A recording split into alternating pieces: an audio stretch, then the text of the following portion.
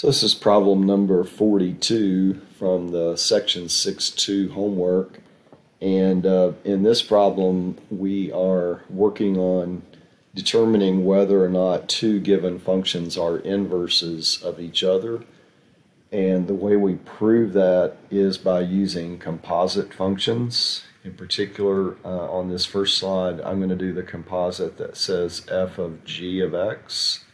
G is an input into f. And on the next slide, we'll switch this around and we'll do the g of f of x. And if these are inverses of each other, then we'll show that after each composite is done, we should have just the variable x remaining. And that proves that these are inverses of each other. So let's take a look. So the way I have this written, the g function is going to be replacing the x's in the f function. So let's see what that looks like. So 3x plus 5 over 1 minus 2x. So I'll just replace that top x, and then we have minus 5. And then in the denominator I'm going to replace this x. Same way. And then we have the plus 3. And so this problem becomes a lot of finding a common denominator so you can combine two fractions. So in the top part of this problem, our common denominator is going to be 1 minus 2x. So I'm going to break this apart and I'm subtracting. So I'm going to rewrite this in terms of two fractions that each have the same denominator, so I can put them together as one fraction. So the way this works, going back to Algebra 2, you divide the denominator from what we would call the original problem, divide denominator into denominator, and that's 1. And then whatever the result is of that division, you just multiply times the numerator. So 1 times 3x plus 5 is 3x plus 5. And over here, 5 has a denominator of 1, so you're dividing 1 into 2, or 1 minus 2x, and that is 1 minus 2x. And so whatever the result of your division is, you just multiply times the numerator, and that would be 5 minus 10x. Since I'm subtracting, I'm going to put parentheses around the second numerator. Alright, we'll come back to that in just a minute. So let's do the same thing on the bottom. First thing I'm going to do before we jump over here and do that same common denominator exercise, I'm going to go ahead and distribute the 2 to this expression. So that's going to be 6x plus 10 over 1 minus 2x plus 3. Okay, so we don't really want to look at this anymore. We did the distributing of 2. And so once again, using a common denominator of 1 minus 2x, and this one's plus. So divide and then multiply. So 1 times 6x plus 10. Divide 1 into 1 minus 2x and then multiply. 3 minus 6x.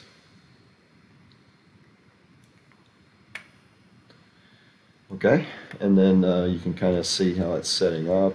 I'm going to end up with, since I've got common denominators, I can go ahead and combine like terms and just put these together as one single fraction. The top fraction will be 3x minus negative 10x, which is 13x. Minus negative is like addition. And then the 5's 5 minus 5 just makes 0. Alright, so that'll be the top fraction. And then combining like terms down here to make this become just one single fraction, all over 1 minus 2x. 6x minus 6x is 0. And then 10 plus 3 is 13. So it's always true, this is called a complex fraction, and if the denominators match in a complex fraction, they just cancel each other out. And you're left with this top numerator, 13x, over this bottom numerator, 13. The 13s are going to cancel, and we're left with x. And so we would say at this point, we're looking good toward these being inverses of each other, but we haven't solidified that yet because we have to do the other composite. So let's take a look at the g of f of x. So this time f is going to be an input into g. All right, so 3 times x minus 5 over 2x plus 3. Add the 5. 1 minus 2x minus 5 over 2x plus 3. Okay, so let's go ahead and distribute the 3. So that would be 3x minus 15 over 2x plus 3. And then add the 5. 1 minus, and then this would be 2x minus 10 over 2x plus 3. And I guess you could have just distributed -2 to both, and you would have not had to do the parentheses. But it works either way. So hopefully you can see I just brought over the minus sign, and then I just distributed 2 to both of those terms in the numerator. Okay, so remember our common denominator work. I'm working on the top part of this problem, trying to make these become fractions that I can combine. So 1 into 2x plus 3 and then times 5. So that's 10x plus 15. It's really just multiplying 5 times 2x plus 3. All right, so we have 2x plus 3 as the common denominator here as well. So to make 1, it's going to have to be the same, anything divided by itself.